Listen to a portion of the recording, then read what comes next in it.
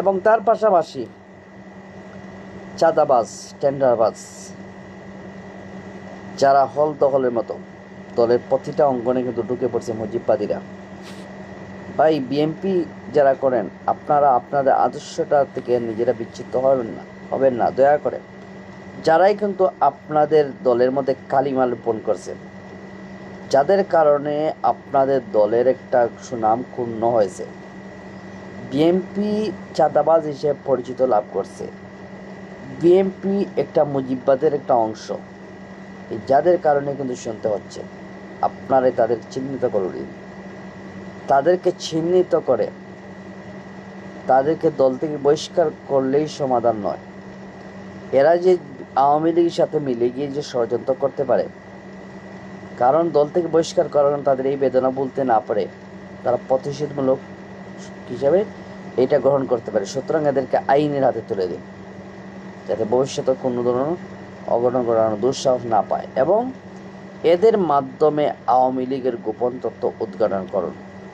এই যে হারুন রশিদ, রবিন ফারহানা, ফখরুল ইসলাম, হাহারে মহাসচিব, ওনাকে মহাসচিব রাখাটাই তো ভুল।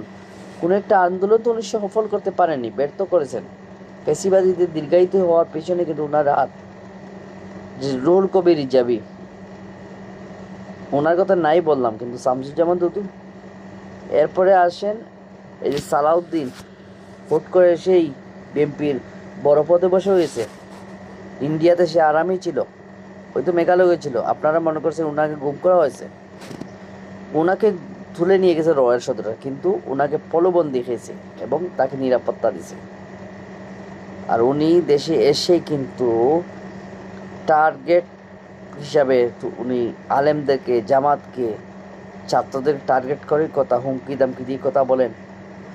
এমনকি ডক্টর মোহাম্মদ ইউনূসকে নিয়ে, আমাদের বর্তমান প্রধান উপদেষ্টাকে নিয়েই কিন্তু কটাক্ষ করে বসছেন। উনি না থাকলেই দেশের মানুষের যায় আসে না, অথচ ওনার কারণে দেশটা রক্ষা পেয়েছে, এই ডক্টর মোহাম্মদ ইউনূসের কারণে। আর সেই ইউনূসকেই উনি বাজে মন্তব্য করে বসেন। তাহলে ওনার মতো লোককে তো না রাখাটাই ভালো। ওনার মতো লোক কীভাবে নেতা হয়?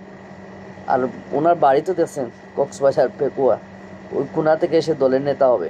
তাইলে আমাদের সিলেট থেকে দলের একজন নেতা হয় না কেন? ওনার পথে ওনাকে সরিয়ে দিয়ে আরও ভালো লোক আছে। বিএনপিতে অসংখ্য লোক, ভালো লোক আছে। জিয়া পরিবারের বা আশেপাশে যারা আছে, প্রয়োজনে বাসানি পরিবার থেকেও নিয়ে আসা হোক, ইসলামী দল আলেম উলামা থেকেও নিয়ে আসা হোক, তাইলে দলের একটা সুনাম হবে। না হলে দলের সুনাম ক্ষুণ্ণ হবে। গণবিরোধী দল